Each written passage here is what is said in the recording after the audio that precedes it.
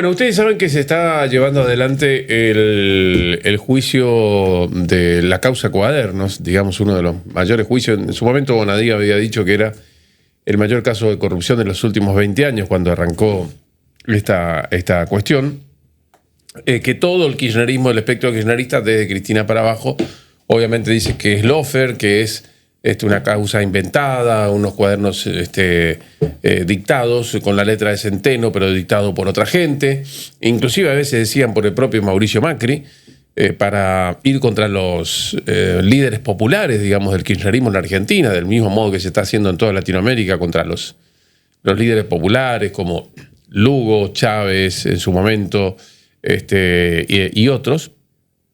Pero como bien decían los que llevan adelante esta causa, ya los cuadernos prácticamente no tienen razón de ser, si son o no auténticos, porque la justicia fue con otras cuestiones, con otras herramientas, como el entrecruzamiento de teléfonos celulares, las antenas de los teléfonos celulares, cámara de filmación, testimonio de los propios involucrados. Por ejemplo, los empresarios que decían, que confesaron y que dijeron, sí, yo llevé tanta plata, yo tenía que pagar esta coima para que me den la obra, etcétera. Ahora, ¿cuál es el tema?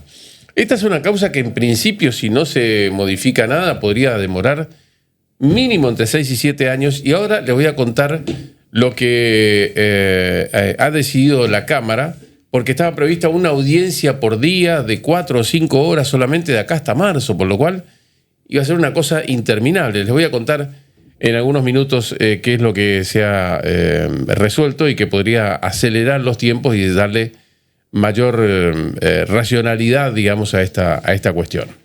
Al mismo tiempo, ayer se supo que la Corte Suprema de Justicia dejó firme la condena a 4 años de prisión del exministro de Planificación Federal, Julio De Vido, por ser considerado partícipe necesario del delito de administración fraudulenta en perjuicio de la administración pública en la causa por la tragedia que ocurrió en la estación ferroviaria de Once el 22 de febrero de 2012 y que provocó la muerte de 51 o 52 personas en realidad.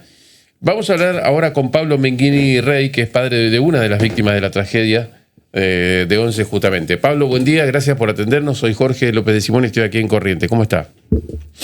Bien, buen día, gracias. Bueno, gracias por atendernos estos pocos minutos, queremos molestarlo. Primero quiero conocer su sensación, si esto es el final de un viacrucis que imagino yo, usted y todos los familiares de las víctimas de Once han vivido en estos casi 14 años prácticamente, o 13 años. Bueno, es el final de un camino judicial que empezó hace casi 14 años, como decía usted. Uh-huh. La confirmación de la condena, Julio De Vido, es muy importante, no solamente para nosotros, sino para todos. Me parece que es un hecho determinante en la historia argentina y es muy importante que todos los funcionarios que tuvieron responsabilidad y que fue plenamente explicada y con todas las pruebas en su contra haya sido condenado, y aunque hayan pasado 8, desde la condena en primera instancia, esa condena sea ratificada y la curse en cárcel común, que es donde va a tener que ir desde el jueves. Uh-huh. Así es, tal cual, independientemente que después podrá solicitar la prisión domiciliaria, pero en principio va a ir preso, va a volver, digamos, a la cárcel, Julio De Vido, que se indica como el máximo responsable, ¿no? Pero acá hubieron otros actores, ¿no, Pablo? Que se fue dilucidando con el correr del tiempo en la causa, los hermanos Sirigliano, es decir, se quedó patente que toda la plata que el Estado le daba a los empresarios para el mantenimiento de las rutas parece que se iba para otro lado, ¿no? Obviamente que sí, la plata para el mantenimiento de los trenes iba a todas las empresas de conglomerado de los Sirigliano, y el encargado de supervisar el cumplimiento de los contratos de explotación ferroviaria era el Ministerio de Infraestructura, que estaba a cargo de Julio De Vido. Por eso es su responsabilidad en la administración fraudulenta. Pero le quiero hacer una observación, no para corregirlo, sino para clarificar. Sí. La prisión domiciliaria es un derecho que tiene el recluso en determinadas circunstancias. Sí, no es automático. Una obligación No es una obligación de la justicia. Para ser otorgado, no importa la edad, no es que porque tiene 75 años se tiene que ir a la casa. Es correcto. No es así. El cumplimiento de la pena tiene que ser certificado por un juez, y las condiciones de salud de un recluso tienen que ser lo suficientemente graves para que impidan su tratamiento intramuros, es decir, adentro de la cárcel. Si no están dadas esas condiciones, la edad por sí sola no es el elemento para estar en prisión domiciliaria. Entonces, nosotros obviamente estaremos muy atentos a esa situación, a que se cumpla, a ver las pericias médicas que certifiquen y que justifiquen una cosa u otra. Nosotros no tenemos ánimo de venganza, nosotros no pretendemos que la justicia no sea justa ni con nosotras, ni con nosotros, ni con el condenado. Entiendo. Nosotros hemos certificado el proceso y lo seguiremos haciendo. Uh-huh. Está correcto, y es correcta la aclaración que usted hace. Es una posibilidad que puede tener, pero que se tiene que cumplir un montón de circunstancias, ¿no es cierto? Claro. No es que cualquiera, de hecho, hay personas de mucha más edad que están en prisión hoy día, eso lo sabemos. No, y de hecho, Ricardo Jaime, por ejemplo, otro de los condenados, tiene un montón de patologías, porque también es un hombre grande, y todas pueden ser cuidadas, curadas y absolutamente mantenidas en un rango lógico para una persona de su edad dentro de la cárcel, y ahí está Ricardo Jaime. Entiendo. Preso, que es donde tiene que estar.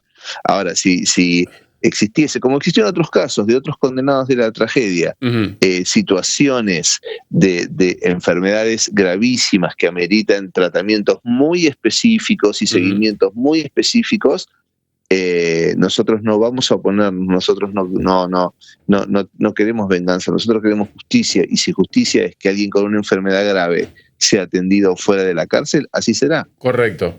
Le quiero preguntar, eso fue en el 2012, pasaron muchos años, durante todavía la vigencia del gobierno, sobre todo del gobierno kirchnerista, ¿no? Y teniendo en cuenta que la propia presidenta, entonces presidenta de la Nación, decía, no, ojo que acá fue el conductor, digamos, Córdoba, el que no frenó. Entonces, si uno no acciona los frenos, ¿qué quiere usted que pase?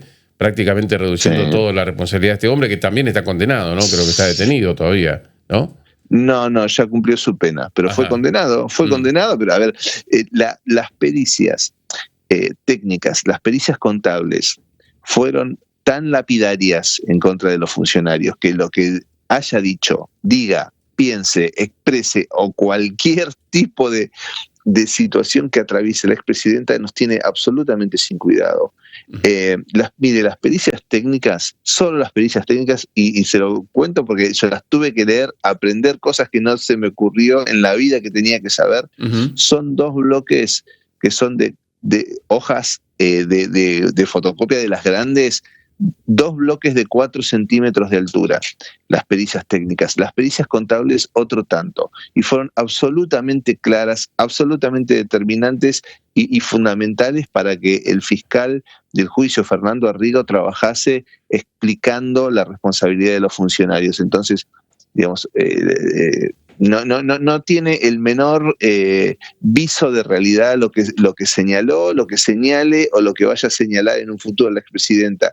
O sea, la presidenta puede decir lo que se le antoje, está absolutamente probado que cómo fueron las cosas, entonces nos tienen muy sin cuidado lo que diga. Pablo, y después de haber leído estas pericias, esta voluminosa pericia, como dice usted, si nos pudiera resumir en una frase o en un par de frases, ¿qué determinó la justicia respecto de, no sé, el mantenimiento, el estado de las formaciones, el direccionamiento de los subsidios, qué pasaba con esa plata? ¿Qué nos podría decir? Que hubo una estructura corrupta desde el Estado argentino que decidió no observar las denuncias que hacían usuarios y trabajadores sobre el mantenimiento de los trenes, que decidió no supervisar a dónde iban los subsidios, que decidió de manera absolutamente voluntaria no cuidar la vida de quienes se subían a los trenes, dejando que unidades del año 67... Mi hijo muere en un vagón que estaba desde el año 67 y que hacía 10 años que no tenía mantenimiento.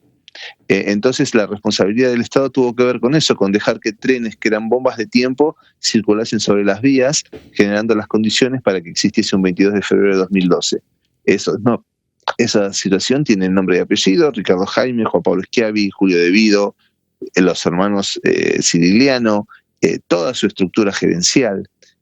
Y eso incluye la impericia de Marcos Córdoba ese día, que fue consciente que el tren no estaba en sus mejores condiciones y decidió no frenar la unidad, por eso fue condenado, con lo cual, digamos, esto de que Córdoba frenó, no frenó y que esa fue la única responsabilidad, bueno, no tiene ningún sentido. Fue una estructura corrupta que nos partió la vida en dos, a nosotros de manera directa y a todo el país, generando la tragedia ferroviaria más grande de los últimos 50 años. El último minuto, porque sé que tiene otra nota comprometida a las 8:30, Pablo, y le agradezco este contacto.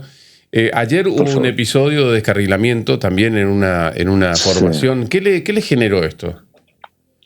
Una impotencia tremenda y una sensación de la necesidad de volver a insistir con el mensaje de que todos los eslabones de la cadena que hacen a la seguridad ferroviaria sigan trabajando juntos, que el Estado refuerce los controles, que los trabajadores refuercen su responsabilidad y su preparación, que los usuarios refuercen su rol determinante en denunciar lo que ven todos los días, porque son avisos cotidianos que todos los que formamos parte del entramado, y cada uno desde su lugar de responsabilidad. Obviamente no es lo mismo un secretario de Transporte o un secretario de Seguridad Ferroviaria que un usuario. Obviamente que los roles son completamente diferentes, pero cada uno desde su lugar trabajar para que no suceda. ¿Le preocupa? Ayer no fue otra masacre, no fue otra masacre porque Dios sostuvo esos dos vagones para que no se vuelquen. ¿Le preocupa que pareciera que hay una decisión por razones de costo del Estado un poco de desprenderse de la responsabilidad de hacer mantenimientos, tanto en rutas como en trenes, por ejemplo, o cree que no está ocurriendo eso? Nosotros dentro del grupo de familiares tenemos ideas distintas alrededor de eso. Respecto de la administración de los trenes, lo que sí le digo que es una idea que reina en el grupo, es que la responsabilidad del Estado, más allá del tipo de administración, tiene que seguir permanentemente con la vista puesta en el control del servicio ferroviario, en el control de las inversiones, en el control de la preparación de los trabajadores, porque eso hace a la seguridad de los ciudadanos, que es la responsabilidad número uno de cualquier gobierno, de cualquier signo político. Como decía yo ayer, del que estuvo, del que estuvo antes, del que estuvo antes, del que está ahora, del que vendrá después y después y después y después. Los gobiernos pasarán, los signos políticos pasarán, pero la gente seguirá viajando y seguirá en la necesidad de ser cuidada. Así que en eso estamos y en eso seguiremos. Pablo, muchas gracias, muy amable por atendernos. Que tenga buen día. Igualmente. Pablo Menghini Rey, papá de una de las víctimas, el chico que estaba en adentro de uno de los vagones y al que durante, creo que un día y medio se lo estuvo buscando por todas partes hasta que se lo encontró allí entre dos vagones en un lugar en donde probablemente fue a esconderse o a que ahí terminó lamentablemente de manera trágica allí.